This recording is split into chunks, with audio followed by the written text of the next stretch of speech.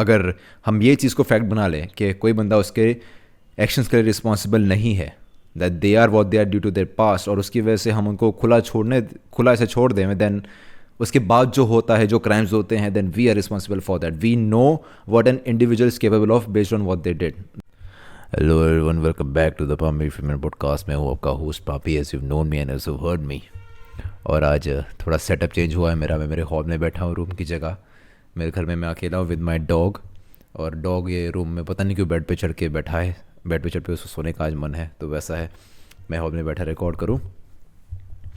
तो हाँ, और यह कंटिन्यूटी दिखानी है, तो भी ये पॉडकास्ट आया नेक्स्ट वीक का.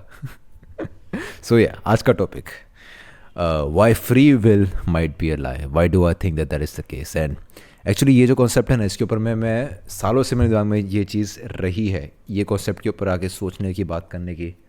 और I am one of those individuals who sees a possibility कि जो फ्री विल जैसा कंसेप्ट है वो एक्चुअली में एग्जिस्ट करता नहीं है. Again a possibility, not an assurance bye my side. मेरे को it's a thought. Let me just start talking about this. Free will का कंसेप्ट है क्या? फ्री विल का सिंपल कंसेप्ट है कि हम हमारे डिसीजन हम खुद के हिसाब से लेते हैं, right. We take our decision. अगर हम एक ऐसे लाइफ पॉइंट पे, हमारी ज़िंदगी में ऐसे पॉइंट पे आ चुके हैं where I have to go इधर लेफ्ट और right, I choose if I will go left और right. That is the very simple and the easiest definition of free will, of how you can describe free will from your side, right? Now why do I think that is the case, right? इसको मैं एकदम सीधा on two point मैं बात करना चाहता हूँ. Podcast इतना लंबा शायद होगा नहीं, but whatever the case, I want to be on point on this one. Why do I think that free will might be a lie? Is because we are living beings, as we all are, besides gingers I guess, but we are all living beings. और हम भले ही आजकल के time पे हमारी तरीके से जीते हैं, we live with our smartphones, we live comfortably in everything, we are still the beings who look to survive on every single day. अब इस सर्वाइवल का मीनिंग हमारे लिए ऐसा नहीं रहा है पहले जैसा कि हमको भाला फेंक के मारना पड़ेगा या भागना पड़ेगा, जिस वजह से हमारे आज बॉडी ऐसी है, हमारा एवोल्यूशन ऐसे हुआ था. No those reasons, but we are still surviving on every day because हमारे पास कुछ simple basic rules of factors हैं कि हाँ मैं ये कर सकता हूँ, ये नहीं कर सकता, राइट. सर्वाइवल का जो थॉट प्रोसेस, जो मेंटालिटी हमारे पीछे, मतलब वो हमारे में हार्ड वायर्ड है, because that is how humans were brought up. तो उस चीज़ के हिसाब से every decision that we make right now is because of something that we experienced in past or something that we learned from the past. हमारे past के हम learnings के हिसाब से हम decision लेते हैं हमारे आज के. अगर मैंने पहले कोई मिस्टेक की है, फॉर इसका सबसे अच्छा तुमको एग्जाम्पल बताओ ना, कि अभी कल मेरे को एक डिसीजन मेरे को आए मेरे दिमाग में कि मेरे को ये हुआ कि चलो लिटरली मैं इसको ले लेता हूँ कि मैं गाड़ी चला रहा हूँ और एक साइड पे मैं हूँ 4 रास्ते पे लॉ गार्डन के वहाँ पे, राइट. और मेरे को पता है कि जो मैं सीधे लॉ गार्डन वाले रास्ते पे जाऊँगा, मेरे पास 2 ऑप्शन है कि या तो लॉ गार्डन वाला रास्ता लूँ या राइट वाला रास्ता लूँ, राइट. और मेरे को उसके कुछ फैक्टर्स उसको लेके पता है कि हाँ कि ये वाला रास्ता है, ये अब मेरे को यहाँ से सीधा जाके ऐसे राइट लेना पड़ेगा, तो ये शायद ज़्यादा नज़दीक चले जाए, और ये वाला जो रास्ता है ये मेरे को ज़्यादा उस साइड जाके ऐसे जाना पड़ेगा. Thing is, while taking the decisions, I'm not looking at those basic factors. I'm also taking my experience into account. In fact, experience is the most important part of them all. अगर मेरे को पता है कि लोगन वाले side से traffic ज़्यादा होने वाला है, I'm going to take the other route. I base that of that decision on my past experience. कि पहले मेरे साथ ये हुआ तो आज मैं ये कर रहा हूँ. And the same things happens into each and every small decision in our lives. अगर कल तुम्हारे सामने डिसीजन आ जाए कि चलो तुमको एक घर खरीदना है, या तो एक सिटी के अनसेफ वाली साइड में या तो सेफ वाली साइड में, then you'll obviously choose the safe side. Just like that, every small decision it matters to us. We take every decision to what we learned from any possible experience from the past. It could be somebody else's experience, it could be something that we heard from the news, it could be a basic rule of life, and it could be your personal experience. तो उन चीज़ के हिसाब से हम हमारी life का हर एक decision लेते हैं, भले वो छोटा से छोटा हो, छोटे से छोटा. लाइक अभी खाने क्या वाला हूँ मैं लारी पे गया कि यार मैं आज या तो चाइनीज़ खाऊँ या तो ये खाऊँ, तो उसके पीछे काफ़ी सारे रीजंस हो सकते हैं जिसकी वजह से मैं चूज़ करूँ कि नहीं मेरे को आज चाइनीज़ खाना है. They could be reasons like मैं बहुत टाइम से चाइनीज़ नहीं खाया है और मैंने पहले खाया था, यहाँ का बढ़िया आता है. So that decision was completely based on of what I had experience before in my past and that is how every decision goes. मैंने बहुत सारे एग्जाम्पल्स दे दिए, but my point is every decision that we take in the present, it is based of what we know or something that we experienced from the past. अभी इस चीज़ के अंदर किसी और की राय भी आ सकती है. somebody else can chime in और वो बोलेगा कि ना भी तो इसकी जगह ये कर, राइट? तो उसमें भी फ्री विल तो है नहीं, बिकॉज उस बंदे ने उसके एक्सपीरियंस के हिसाब से बोला. दैट इज़ हाउ ह्यूमन्स और in fact every living being is. Organisms अपने पुराने पास्ट के एक्सपीरियंस के हिसाब से जो उन्होंने सीखा है उसके हिसाब से अपने फ्यूचर का डिसीजन लेते हैं. वी डोंट एग्जैक्टली डिसाइड कि हम एट द पॉइंट क्या करने वाले हैं. We know what has happened to us before और उसके हिसाब से डिसीजन लेंगे, which is exactly the reason कि कितने लोग ऐसे होते हैं. जैसे फॉर एग्जाम्पल अमीर लोगों का एग्जाम्पल ले लो, द रिच इंडिविजुअल्स, लाइक उनके बच्चों को नालायक होते हैं, they are not well behaved and everything. That is because they haven't seen the consequences of being a piece of shit before. ये एक एग्जाम्पल ले रहा हूँ मैं. अगर रिच आदमी का बेटा या बेटी है जो भी है, they haven't seen the consequences of being a piece of shit. So उनके पर्सपेक्टिव में, उनके एक्सपीरियंस में उनको नहीं मिला है, and they are more likely to make stupid mistakes in their decision in their lifes. तो उसके हिसाब से everything that we doing right now, every decision, it is based on something from the past. ये fact है.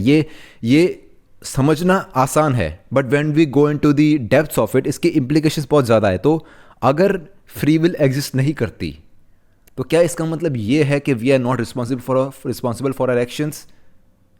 The answer is obviously we are, but also in some ways no, right? और इसको तुम इस तरीके से भी देख सकते हो कि maybe things are destined in a way. अभी मैं अ वे की बात क्यों कर रहा हूँ कि जैसे हमको पता है कि लॉज ऑफ फिजिक्स जो होते हैं कि दुनिया में यूनिवर्स में जैसा कर रहा है वो फिजिक्स के लॉज के हिसाब से चल रहा है, तो वहाँ पे जो होने वाला है it is completely predictable, right? अगर यूनिवर्स बिग बैंग से स्टार्ट हुआ था तो उसके बाद हाँ कुछ थोड़े फैक्टर्स हैं जिसके बारे में हम इंसानों को आज नहीं पता, but if we look at the laws of physics we know कि हम वहाँ से ये चालू हुआ था, उसकी वजह से हम यहाँ पे हैं. It is completely predictable because वहाँ लॉज ऑफ फिजिक्स हैं. एंड ये सेम चीज़ अगर हम ह्यूमन्स के साथ देखें कि हम हमारे पास्ट के हिसाब से जी रहे हैं, तो हमारे भी खुद के कुछ लॉज हैं लिविंग बींग्स के, हम हमारे पास्ट के हिसाब से ही ऐसे आगे बढ़ते जा रहे हैं. तो it is getting predictable. So in that sense everything that is going to happen in the future वो अभी पे डिपेंड कर रहा है, और अभी जो हुआ है वो पास्ट पे डिपेंड करता था. Even our decisions, human decisions. So maybe nothing really happens out of a reason, nothing. Maybe things are destined. अभी ऑब्वियसली इसका सीधा आंसर 1 या 0 में नहीं है, but it is a strong possibility कि अगर हम जो कर रहे हैं हमारे पास्ट के हिसाब से हैं तो हमारी डिसीजन डेस्टिन्ड है. अगर लॉज ऑफ फिजिक्स डेस्टिन्ड है तो ये दो फैक्टर्स हैं भाई. अगर सब कुछ यूनिवर्स में लॉज के हिसाब से हो रहा है, हम भी लॉ के हिसाब से चल रहे हैं, तो भाई ऐसे तो सब कुछ डेस्टिन्ड है आगे. हम सब एक दूसरे को इन्फ्लुएंस करते रहते हैं, ऐसे तो दुनिया एक ही डायरेक्शन में आगे जानी है, which could be the case, which it is a possibility. इसी की वजह से इस चीज़ के ऊपर बहुत डिबेट होते हैं कि फ्री विल एग्जिस्ट करती भी है कि नहीं, and maybe it doesn't exist.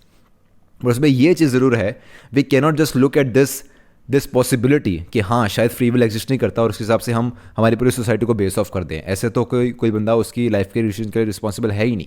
If a criminal is a criminal, yes he definitely was heavily put into that direction from his possibly horrendous past. हमारे criminals जो होते हैं, जो चोर होते हैं, चोर चुक्के, या there are a lot of examples of criminals out there.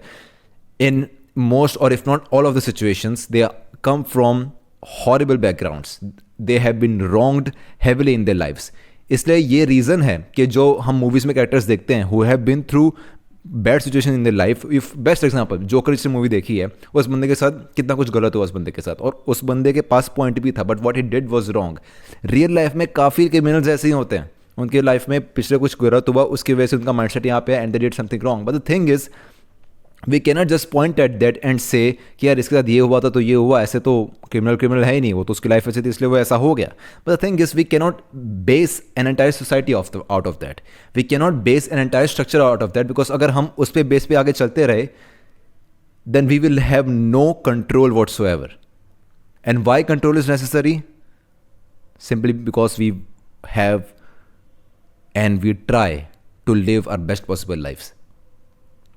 अगर हम ये चीज़ को फैक्ट बना लें कि कोई बंदा उसके एक्शंस के लिए रिस्पॉन्सिबल नहीं है, that they are what they are due to their past, और उसकी वजह से हम उनको खुला ऐसे छोड़ दें, देन उसके बाद जो होता है, जो क्राइम्स होते हैं, then we are responsible for that. We know what an individual is capable of based on what they did, right. हम क्रिमिनल्स को ऐसे ही करते हैं कि इसने ये किया जो उसको जेल में फेंको, ताकि ये बंदा अंदर सड़ा रहे, या तो इतने साल बाद सुधर के बाहर निकले.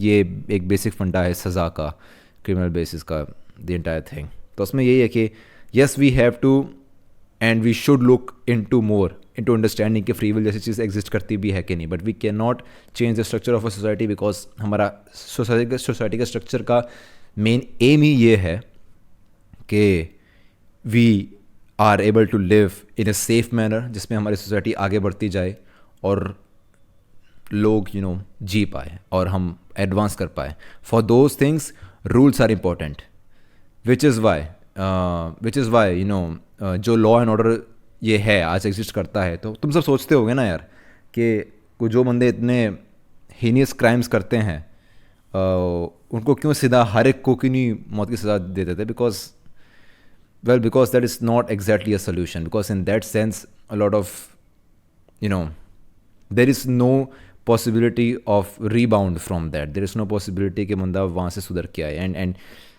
We in many ways understand how people work, how somebody can come from a bad situation and they possibly can improve in the future, which is why we have limited time sentences, which is why we give them second chances, right?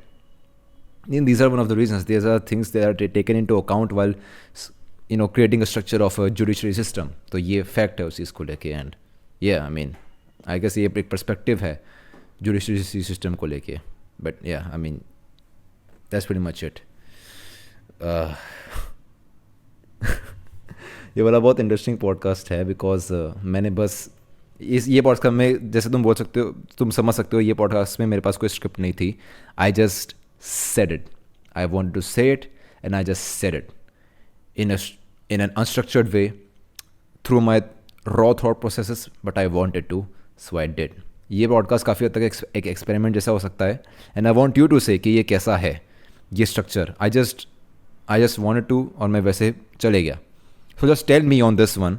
और ये जो पूरा idea है that free will probably doesn't exist, इसके ऊपर भी मेरे को कॉन्वर्सेशंस चाहिए.